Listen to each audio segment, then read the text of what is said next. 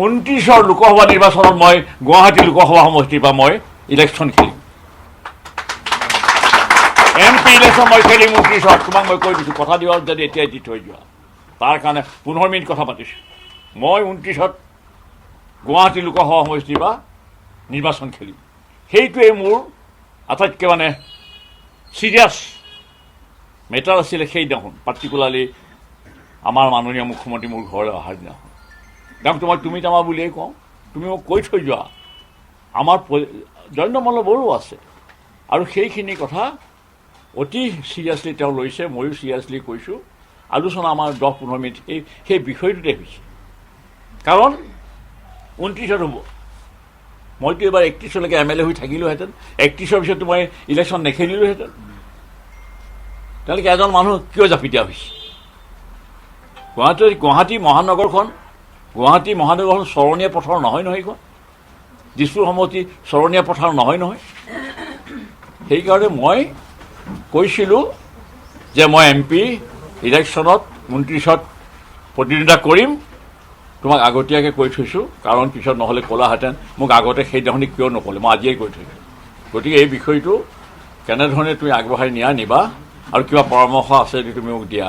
তেওঁ মোক কিছু পৰামৰ্শ দিছে যিখিনি পৰামৰ্শ আপোনালোকৰ আগত ক'ব নোৱাৰোঁ সেইখিনি পৰামৰ্শ 29ত ইলেকশ্যন খেলাৰ সময়তে বা ইলেকশ্যন খেলাৰ পাছতে মই সেইখিনি কথা ক'ব পাৰিম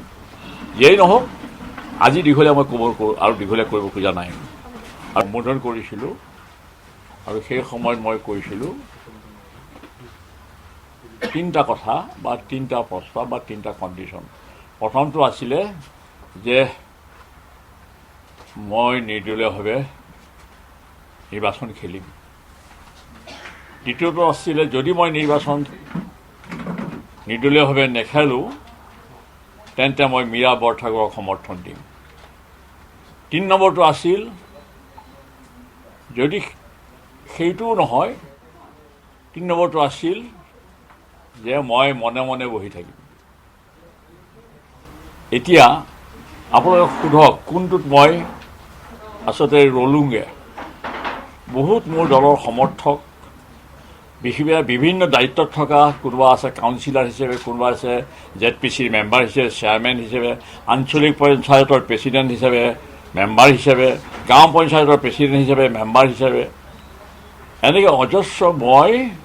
মোৰ জহত বা মোৰ চেষ্টাত জয়ী হৈ আহি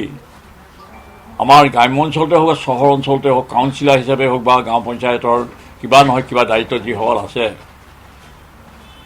সেই আটাইখিনিৰ স্বাৰ্থত মই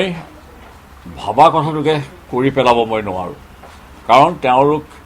যথেষ্টখিনি মোৰ ওপৰত নিৰ্ভৰশীল আৰু মই যদি নিৰ্দলীয় খেলি ৰাজনৈতিক যিটো পথ সেইটো যদি বেলেগ ফালে লৈ যাব খোজোঁ তেনেহ'লে তেওঁলোকৰ পানী ধান নচৰা এটা অৱস্থা হ'ব আৰু সেইবাবেই মই কোনটো সিদ্ধান্ত ল'বলৈ ওলাইছোঁ আপোনালোকে গম পাইছে তাৰমানে নিৰ্দলীয়ভাৱে যে ইলেকশ্যন নেখেলোঁ সেইটো গম পাইছে এতিয়া মই ক'ব খোজোঁ নিৰ্বাচন খেলাৰ পৰা যদি মই বিৰত থাকোঁ সেই বিৰত থকা কথাটো ভবাই নাই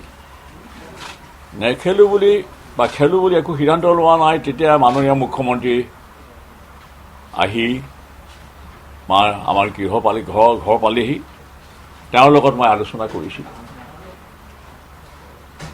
আলোচনা ভালেখিনি সময় হৈছিল আৰু তেওঁ মোক কৈছিল যে আপোনাৰ কাৰণেই আমি আছিলোঁ বা আপোনাকেই ভাবিছিলোঁ বা আপোনাৰ নামেই লৈ গৈছিলোঁ আৰু পলিটিকেল কাৰণত আৰু হোম মিনিষ্টাৰ কোৱাৰ বাবে এনেকুৱা এটা পৰিস্থিতিৰ সৃষ্টি হ'ল আপোনালোকে যদি মোক কয় দিল্লীয়ে জাপি দিয়া কেণ্ডিডেটজনক মই হৰুৱাই দিব পাৰোঁ তোমালোকে যদি মোক কোৱা মোক সেইখিনিকে হেৰি দিয়াচোন দায়িত্ব দিয়াচোন তেওঁ কৈছে সেইটো হ'লেতো দিল্লীৰ লগত সেই ধৰণৰ এটা সম্পৰ্ক যদি হয় তেতিয়াহ'লে বেয়া কথা হ'ব গতিকে আপুনি নিৰ্বাচনত যদি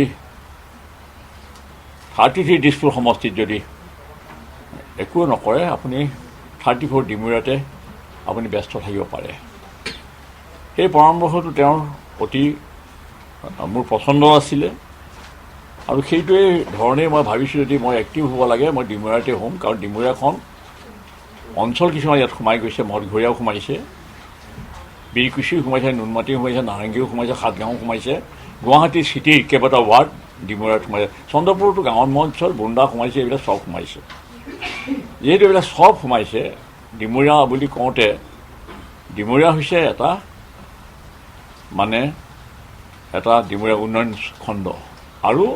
ডিমুৰীয়া অঞ্চলৰ চাৰ্কুল অফিচটো সুদাপুৰ চাৰ্কুল। চন্দ্ৰপুৰতো এটা ডিমুৰীয়া যেনেকৈ আছে উন্নয়ন খণ্ড, চন্দ্ৰপুৰ উন্নয়ন খণ্ডও আছে আৰু চন্দ্ৰপুৰতো এটা চাৰ্কুল অফিচ আছে। আৰু